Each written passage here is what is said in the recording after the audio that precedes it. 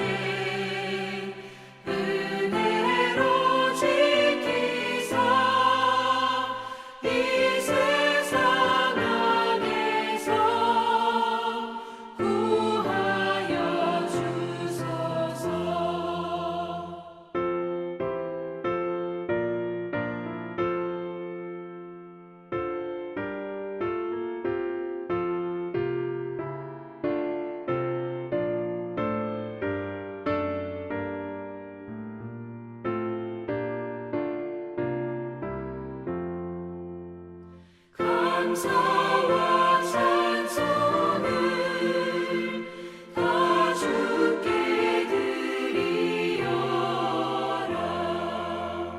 저 높은 곳에서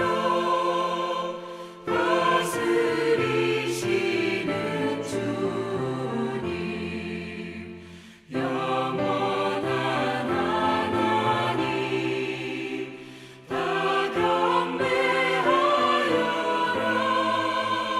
전에도 이제도 장래도 영원히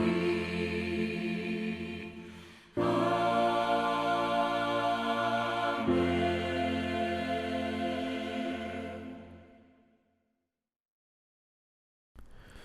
6월 29일 월요일 하나님께서 우리들에게 주신 말씀은 고린도전서 16장 1절에서 12절까지의 말씀이 되겠습니다. 성도를 위하는 연보에 관하여는 내가 갈라디아 교회들에게 명한 것 같이 너희도 그렇게 하라. 매주 첫날에 너희 각 사람이 수입에 따라 모아두어서 내가 갈 때 연보를 하지 않게 하라. 내가 이를 때 너희가 인정한 사람에게 피언지를 주어 너희의 은혜를 예루살렘으로 가지고 가게 하리니, 만일 나도 가는 것이 합당하면 그들이 나와 함께 가리라. 내가 마게도냐를 지날 터이니 마게도냐를 지난 후에 너희에게 가서 혹 너희와 함께 머물며 겨울을 지낼 듯도 하니, 이는 너희가 나를 내가 갈 곳으로 보내어주게 하려 함이라. 이제는 지나는 길에 너희 보기를 원하지 아니하노니, 이는 만일 주께서 허락하시면 얼마 동안 너희와 함께 머물기를 바람이라. 내가 오순절까지 에베소에 머물려 함은 내게 광대하고 유효한 문이 열렸으나 대적하는 자가 많음이라. 디모데가 이르거든 너희는 조심하여 그로 두려움이 없이 너희 가운데 있게 하라. 이는 그도 나와 같이 주의 일을 힘쓰는 자임이라.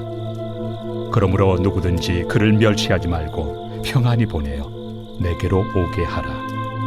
나는 그가 형제들과 함께 오기를 기다리노라. 형제 아볼로에 대하여는 그에게 형제들과 함께 너희에게 가라고 내가 많이 권하였으되 지금은 갈 뜻이 전혀 없으나 기회가 있으면 가리라. 오늘 새벽 기도의 시간에는 몇 가지 당부들이라는 제목으로 말씀을 드리고자 합니다. 고린도전서는 고린도 교인들이 궁금했던 내용을 사도 바울에게 질문하고 질문한 내용을 답해주는 형식으로 되어 있습니다. 하지만 고린도전서 마지막 장인 16장의 말씀은 질문과 답변의 형식이 아닌 고린도 교회 성도들을 위한 겉면의 말씀입니다. 그럼 오늘 본 말씀에 바울 사도가 고린도 교인들에게 어떤 당부의 말씀을 하고 있습니까? 4가지 당부의 말씀을 하고 있지요. 첫째로 예루살렘 성도들을 위해 연보, 헌금해 줄 것을 요청하고 있습니다. 그리고 두 번째로 바울은 자신의 고린도 교회 방문 계획에 대해서 말씀하고 있습니다.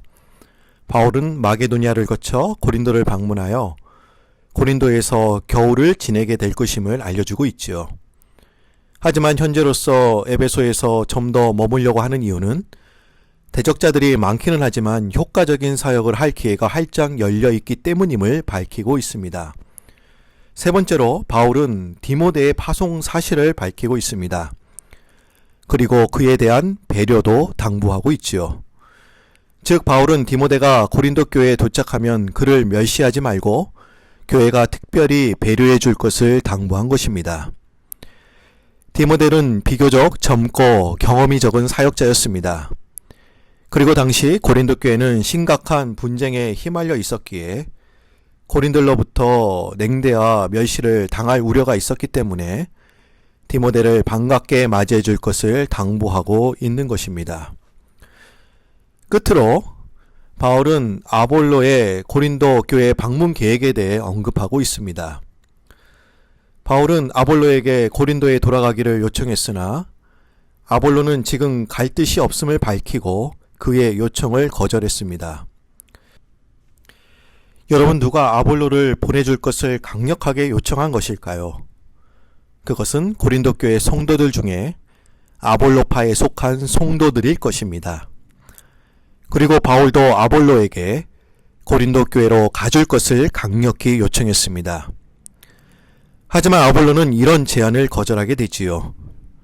지금 교회가 각 파별로 나뉘어 분열과 경쟁을 하고 있는데 만일 거기에 아볼로가 갔다면 어떻게 되었을까요?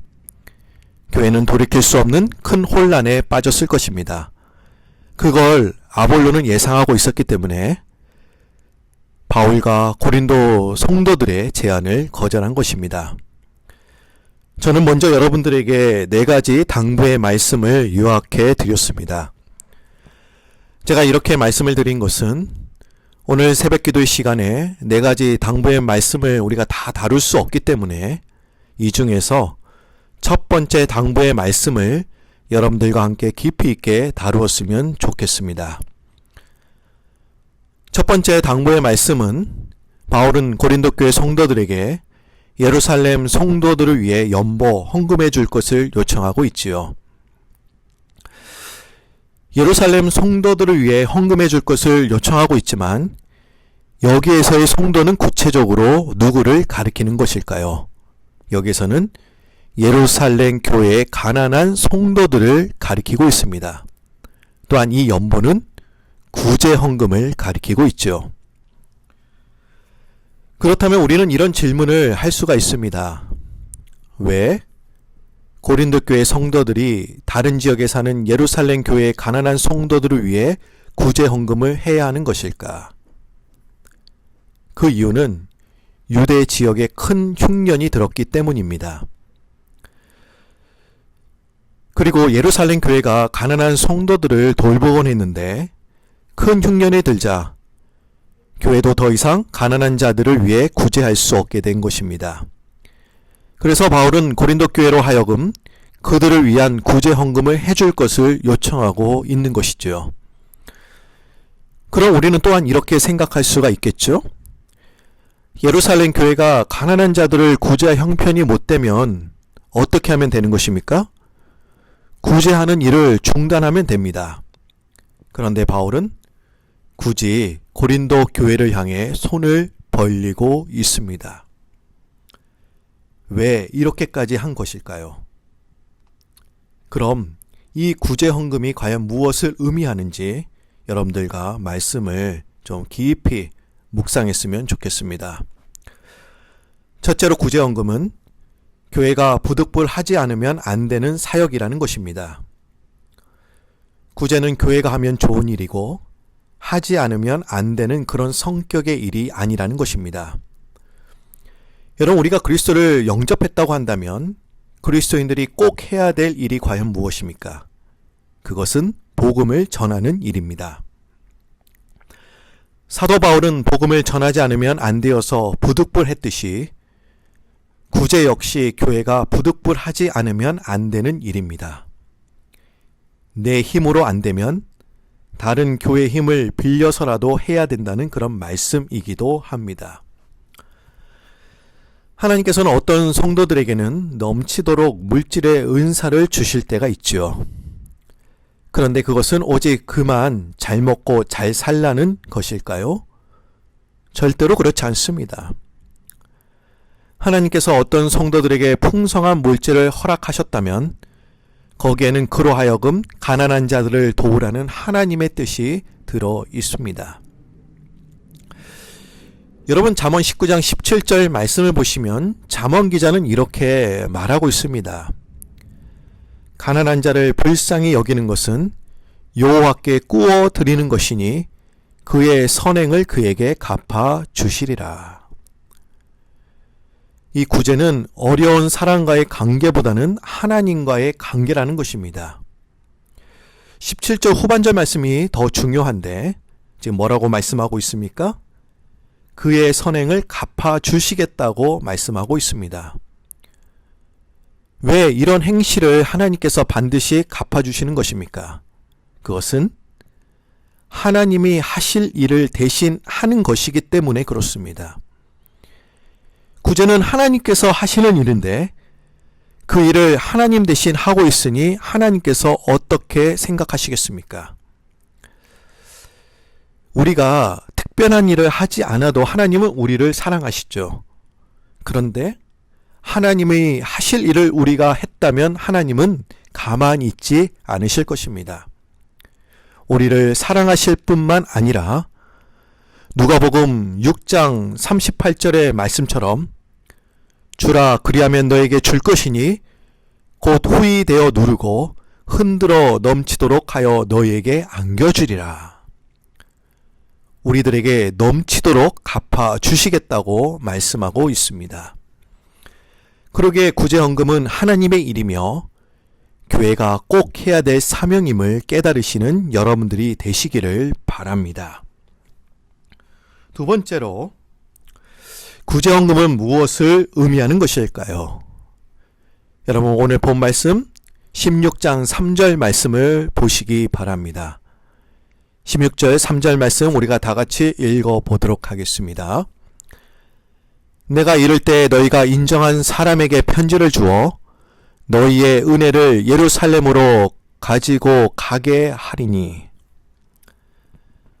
지금 바울은 구제헌금을 뭐라고 얘기하고 있습니까? 이 구제헌금을 지금 은혜라고 말하고 있습니다.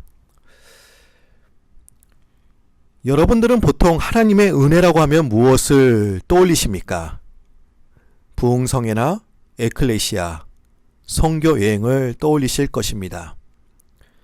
에클레시아와 선교여행을 통해 큰 도전과 하나님의 기적, 은사를 체험하고 우리는 그것을 하나님의 은혜라고 우리는 말합니다. 또한 이렇게 코로나19이 극성일 때도 비즈니스가 형통하고 가족들 모두 무탈할 때 우리는 그것을 하나님의 은혜라고 말할 것입니다. 우리는 하나님의 은혜라고 말할 때 그것은 일반적으로 나와 관련되어 있지요. 성령의 은사와 구원이 나에게 임하고 나의 가족과 비즈니스가 형통할 때 우리는 그것을 하나님의 은혜라고 말합니다. 그런데 지금 바울 사도는 가난한 자들을 구제하는 것을 은혜라고 말하고 있습니다. 은혜라는 것이 나를 위한 것이죠. 그런데 가난한 자들을 구제하는 것은 남을 위한 것이죠. 지금 바울 사도는 우리의 생각과 관점을 지금 바꿔주고 있습니다. 남을 위한 것, 남을 위해 사랑하는 것이 하나님의 은혜라는 것입니다. 우리는 흔히 받은 은혜에 감사해서 가난한 자들을 구제하고 봉사한다고 생각합니다. 그렇다면 구제와 봉사는 대가를 지불하는 과정이 될 것입니다. 기쁜 일이기보다는 반드시 해야 될 의무가 되는 것이지요. 그런데 하나님께서 우리에게 구원을 베푸신 이후에 우리에게 구제와 봉사를 요구하셨습니까? 아닙니다. 구제와 봉사는 우리에게 짊어진 의무나 짐이 아닙니다. 구제는 은혜를 받을 수 있는 통로가 되는 것이기 때문에 이것은 우리에게 특권이 되는 것입니다. 우리는 돈이 많은 사람을 보고 흔히 이렇게 말합니다. 잘 사는 사람이라고 얘기하죠. 그리고 돈이 없는 사람을 못 사는 사람이라고 얘기합니다. 그러나 그것은 아주 잘못된 생각입니다. 돈이 많은 사람은 부자이지 잘 사는 사람이 아닙니다. 또한 돈이 없는 것은 못 사는 것이 아니고 다만 가난할 뿐입니다. 돈이 많은 사람은 그냥 부자, 돈이 없는 사람은 그냥 가난한 사람으로 불러야 합니다. 돈에 많고 적음을 가지고 잘 산다, 못 산다라고 이야기하는 자체가 얼마나 어리석고 위험한 생각인지 모릅니다. 한 마을에 큰 부자가 살고 있었습니다. 그리고 그 집 옆에는 초라한 집 한 채가 있었습니다. 가난한 그 집 주인은 평소 재물에 대해서 별 관심이 없었지만 항상 여유로운 사람이었습니다. 그래서 부자는 늘 그를 비웃고 또 한편으로는 안이 꼽게 생각했습니다. 아니, 가진 것도 없으면서 왜 저렇게 웃는 거야? 또한 자기 자신은 배부르게 먹지 못하면서 사람들에게 곡식을 나눠주는 모습을 보면서 안이 꼽게 생각한 것입니다. 어느 날 부잣집의 아들이 아버지에게 이렇게 묻습니다. 아버지, 우리 집 부자 맞죠? 그러자 아버지가 이렇게 대답합니다. 그럼 우리 동네에서 우리 집이 제일 부자지. 그런데 갑자기 그런 건 왜 묻니? 그러자 아들이 이렇게 대답을 합니다. 제 생각에는요, 우리 옆집이 더 부자인 것 같아요. 그러자 아버지가 아니, 그게 무슨 엉뚱한 소리냐? 넌 그 집이 다 무너져 가는 거 안 보이니? 한번 그 집에 옷을 한번 보거라. 항상 다 떨어져 기운 옷만 입고 다니지 않니? 또한 아들이 이렇게 이야기를 합니다. 아버지, 저도 옆집 애에게 물어봤어요. 그랬더니 그 애는 오히려 자기 엄마가 기어준 정성이 든 옷이라 내 옷보다 더 튼튼하다고 자랑을 하던데요. 아버지가 또한 이렇게 이야기합니다. 그럼 이 녀석아, 우리 집 창고를 봐라. 얼마나 귀한 것이 많니? 쌀도 헤아리지 못할 만큼 많잖니? 그런데 그 집은 그나마 있는 쌀도 남에게 다 줘 버리지 않니? 그러자 이 부잣집 아들은 마지막으로 아버지에게 이렇게 말합니다. 네, 아버지, 제 말이 바로 그 말이에요. 우리 집은 쌀이 그렇게 많아도 남에게 줄 쌀이 한 톨도 없는데, 그 집은 창고에 쌀이 거의 없는데도 항상 남에게 줄 쌀이 있잖아요. 그러니 우리 집이 부자가 맞는지 궁금하다는 거예요. 여러분, 어떤 사람이 부유한 사람입니까? 어떤 사람이 부자일까요?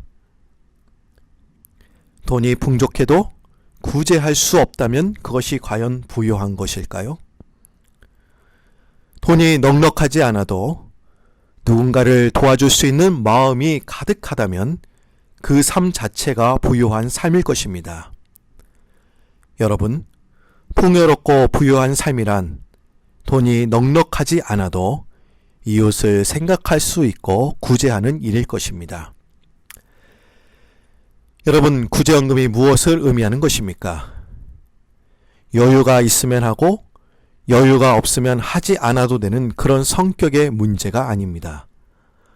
어떤 상황이든지 간에 꼭 해야 될 일이며 하나님의 일을 대신하는 일이기에 절대로 하나님은 우리의 선행을 지나치지 아니하시고 몇 배로 이제 갚아 주십니다. 또한 구제헌금을 통해 하나님의 특별한 은혜를 경험할 수 있기에 의무가 아닌 이 특권을 마음껏 누리시기를 주님의 이름으로 축원드립니다. 록펠러의 손자였던 데이비드 록펠러는 어렸을 때부터 아버지에게 돈을 사용하는 훈련을 받았다고 합니다. 데이비드 록펠러의 아버지인 존 록펠러는 아들에게 일주일에 25센트를 주었다고 해요. 그리고 그의 아버지는 토요일마다 금전 출납부를 조사했다고 합니다.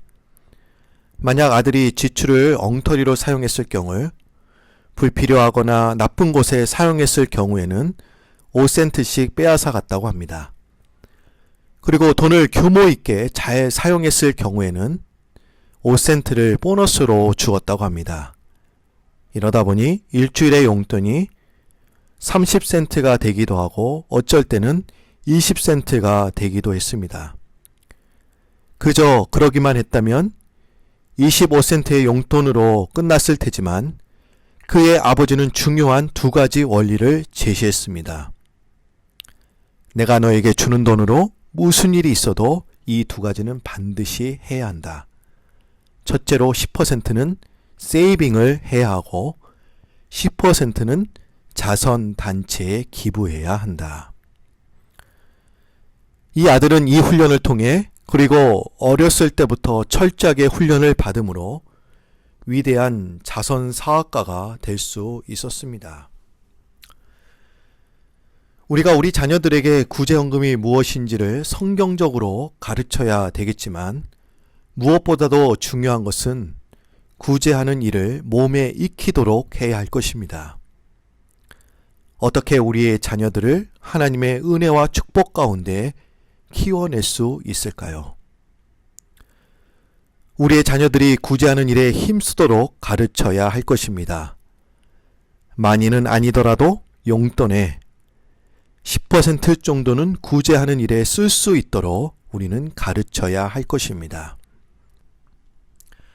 여러분, 구제는 복음을 전하는 일처럼 우리가 꼭 해야 될 사명이며 우리가 그 사명을 잘 감당할 때 하나님은 우리들에게 몇 배로 보상해 주실 것입니다.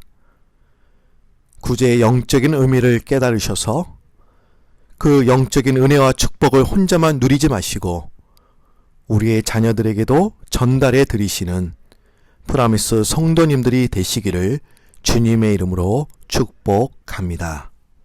다 같이 기도드립니다. 사랑의 하나님, 고맙습니다.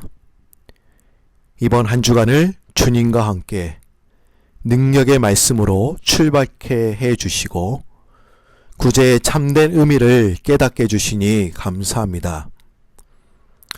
성경은 우리들에게 가난한 형제들을 보고 강팍한 마음을 갖거나 절대로 그냥 지나치지 말라고 말씀하고 계시는데 이 말씀을 가슴에 깊이 새길 수 있도록 도와주옵소서. 받는 것보다 주는 것이 복이 있다고 말씀하셨사오니 구제와 선행으로 주님의 참된 복을 누리는 자가 되게 하여 주옵소서. 코로나 사태로 인해 우리 모두 어려움을 겪고 있지만 지금 이 순간에도 우리보다 물질과 양식이 턱없이 부족한 궁핍한 자들을 헤아릴 수 있도록 도와주시고 우리들에게 넉넉한 먹을 양식과 입을 옷을 주신 것은 그 어려운 사람들을 보살피라는 주님의 음성이 담겨 있는 줄 알고 그 음성을 잘 깨달아 선한 일에 힘쓰는 저희들 되게 하여 주옵소서. 구제 사업을 통해 하나님의 은혜를 흠법 체험케 하여 주시고 구제 사업이 하나님의 일을 대신하는 일임을 또한 특권임을 깨달을 수 있도록 도와주옵소서. 이제 많은 비즈니스 사업장이 오픈을 했습니다. 코로나의 기세가 수그러지고 있다고는 하지만 절대로 방심하지 않도록 도와주시고 안전에 최우선을 두는 저희들 되게 하여 주옵소서. 이번 한 주간도 지존자의 은밀한 곳에 전능자의 그늘 안에 거할 수 있도록 도와주시고 하나님께서 우리를 눈동자같이 지켜 보호하여 주옵소서. 우리를 안전한 길로 인도하시는 예수님의 이름으로 기도드립니다. 하늘에 계신 우리 아버지여, 이름이 거룩히 여김을 받으시오며 나라 임하옵시며 뜻이 하늘에서 이룬 것 같이 땅에서도 이루어지이다. 오늘날 우리에게 일용할 양식을 주옵시고 우리가 우리에게 죄 지은 자를 사하여 준 것 같이 우리 죄를 사하여 주옵시고 우리를 시험에 들게 하지 마옵시고 다만 악에서 구하옵소서. 대개 나라와 건세와 영광이 아버지께 영원히 있사옵나이다. 아멘. 우리 모두 다 같이 오늘 주신 말씀을 붙잡고 주여 세엄 부르시면서 기도의 자리로 나가겠습니다. 주여, 주여, 주여.